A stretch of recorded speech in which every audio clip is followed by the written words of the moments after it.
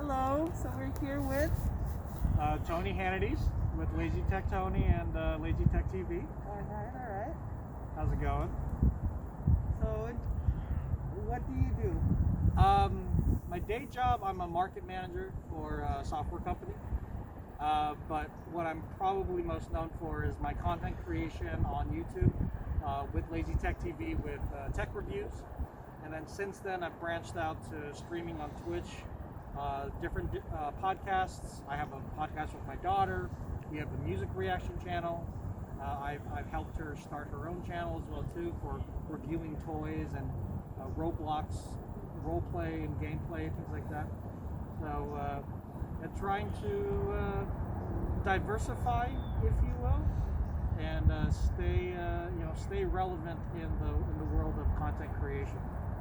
What started it? What piqued your interest?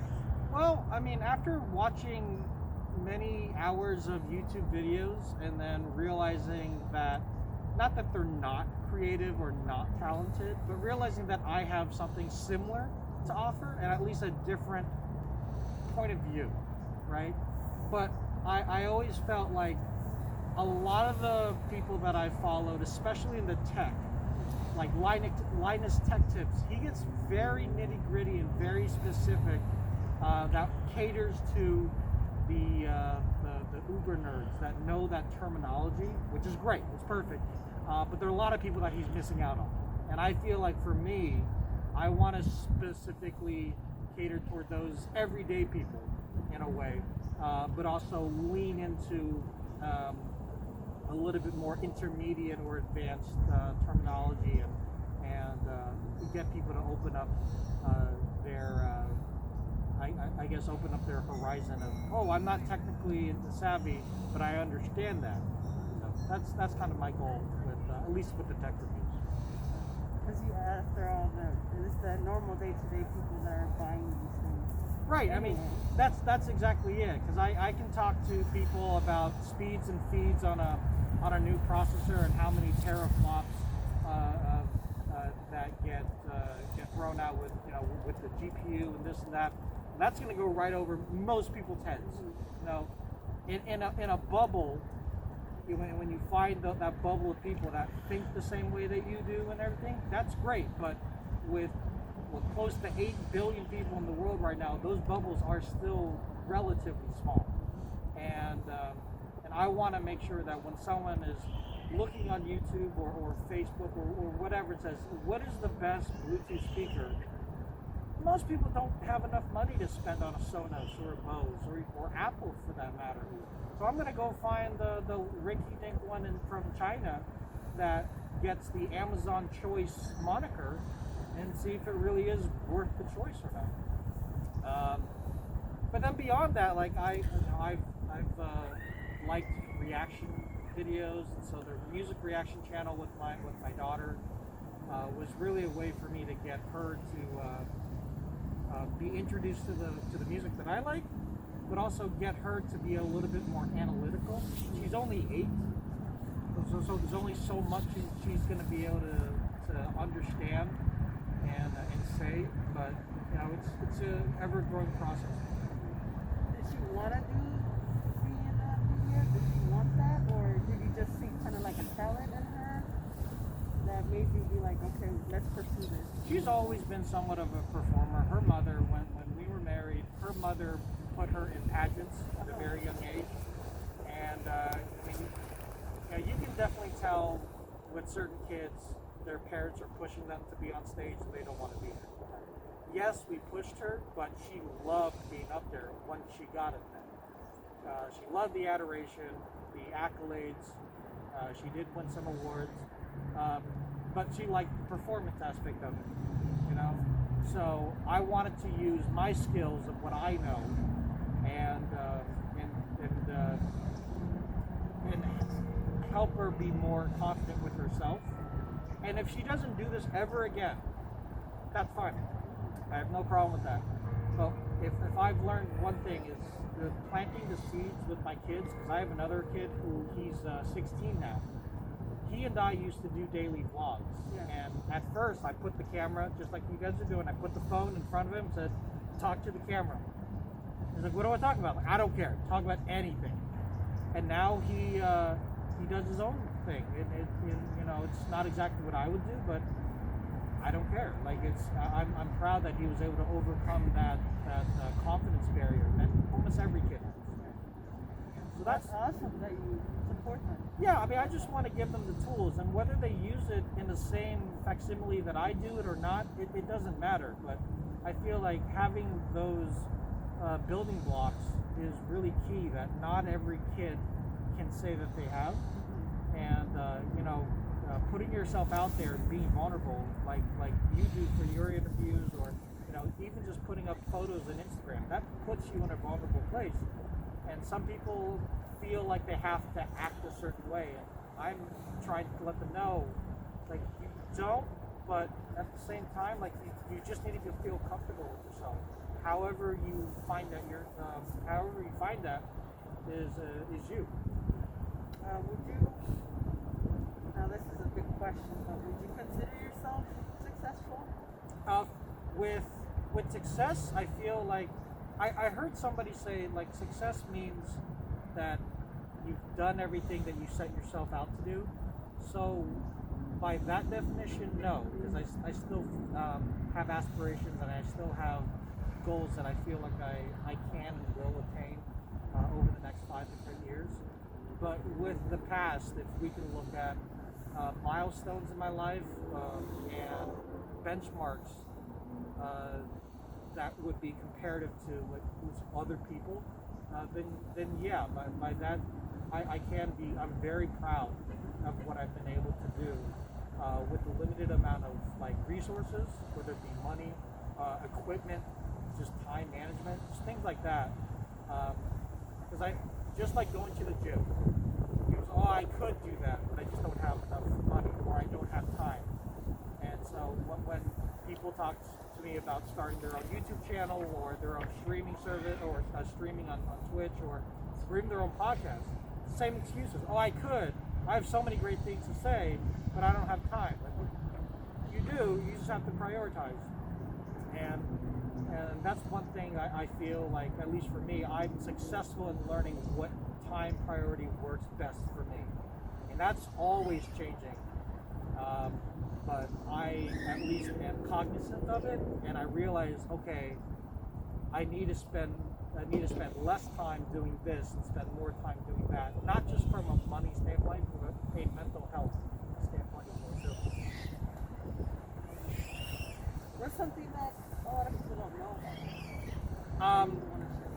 Sure. Well, I do look Filipino, but I'm adopted by a Caucasian family. So a lot of the times, even comments in my videos, they'll ask me, "Hey, are you Filipino?" Like, yes. But a lot of my mannerisms, the things that I say, or even the things that I can relate to, are not Filipino at all. And I think for that is kind of beautiful. And not to say I don't want to learn anything about my homeland. I do. In fact, I did the whole 23andMe thing to find out my DNA, which is pretty awesome. I actually do have family members around here in the Bay Area. But to be able to see a different aspect of a different culture, to be ingratiated into that and be accepted on both sides, it's very interesting. And also, I used to do backyard wrestling back in high school. For fun, or were you like trying to? Oh yeah, no, it was just for fun. I mean, the drama kids, they had their what's called stage fighting, and so they were practicing stage fighting. A bunch of us were big into the WWF, like The Rock, Stone Cold. I had a lot of mannerisms that would mimic that of Stone Cold and Matt Hardy, and we started just kind of messing around during lunchtime. And ironically, the Tai Chi teacher, the guy who's supposed to make you feel all nice and calm, said, "Hey, you guys, if you want to keep doing this, it needs to be in an official school-officiated club." can't do this in the hallway. I will sponsor your club. I'm like, oh, okay. So that's cool. Where do you go to high school at? It was the School of the Arts in San Francisco. Now it's Ruth Asawa at the I forget the campus, but it's a much larger campus than I was at. We were at a campus connected to San Francisco State, which was honestly for me was a blessing because I was able to take college classes in high school because it was just a walk up the road. Very, very nice. But yeah, it was having those experiences and being around creative people had a lasting effect on me, in the sense that creativity comes from anywhere, and it doesn't have to be in the form of a visual medium, and it's just I wouldn't say saddens, but it's a little it's I guess saddens is the word. Just the people don't feel more comfortable in their own skin to be able to explore what else that they could do instead of just working a 9-to-5 job. They could be a great singer in the shower. Then explore that. See what else you could do with that. So don't be afraid of people telling you that you're not good. It takes practice. And yeah. What's the ultimate goal for you? The ultimate goal for me is actually creating a content creation clearinghouse. So if somebody wants to be able to get into the game of YouTube or streaming or podcasts, they can come to myself and we could help them with their social media, marketing, simple things like lighting when they're doing like talking heads or vlogging, audio, for example, but then also stuff like their logo. And then the most important thing is getting those views. Like, how do you get those views? You don't just, how I put it up on YouTube. Now what do I do? Okay, you got to get into Discord. You got to get into forums. You got to go to Reddit. You got to create, an Instagram account. Like, well, I don't want a Facebook account. Okay, well, suck it up. Get a Facebook account because all your uncles and aunties are on there, and this, that, and the other reason. Or create a TikTok account to connect with the younger generation. If that's beyond you, then create this other account. Like, there's a lot of things that I feel like people, they have all the tools, they just don't necessarily know how to use them to the best of their abilities. And I guess my deal would be, my clearinghouse would be, in one sense, like their agent, but also just be able to get them on the right foot. Yeah, like a mentor. That's a good way. I have a similar dream as well. It's more of like a talent show house where I just like the same thing as you, like let them do their thing and we sponsor them or like manage them. Yeah, it's a similar goal I would want to do. Yeah, but I'm not there yet.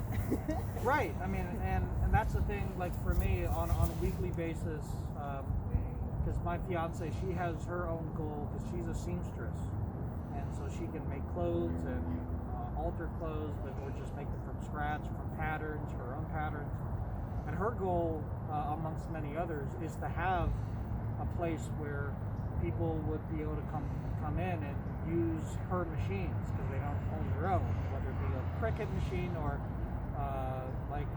some of those more expensive cutting machines that you can't just buy off of Amazon. She wants to have a community sewing area, or maybe not just sewing, just 3D printing, for example. And so she and I, on a weekly basis, or maybe every other week, we kind of talk about like what our dreams and goals are, but also something more concrete. Like, what do we need to do that?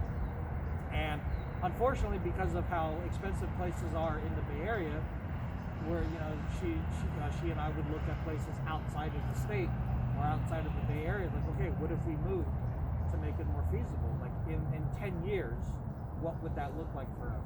And having something concrete to achieve, to look forward instead of being abstract, I think is very, very important. Having abstract dreams is good as well too, but if you don't have any any plans that you can like point to without a shadow of a doubt, it's gonna get harder to achieve it. Right. It's easy to say, and it's a lot harder to. Oh, actually totally. do. Yeah. Yeah, I was talking with a friend of mine. He said, "I want to live in South Korea." Like, great. What are you doing to do that? Right.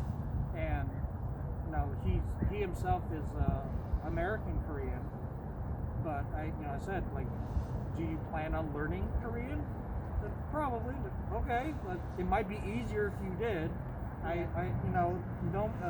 Knowing living overseas, people definitely take you more seriously if you speak the language, or at least try to speak the language, even if it is kind of butchered. Right. They appreciate the attempt to a certain degree.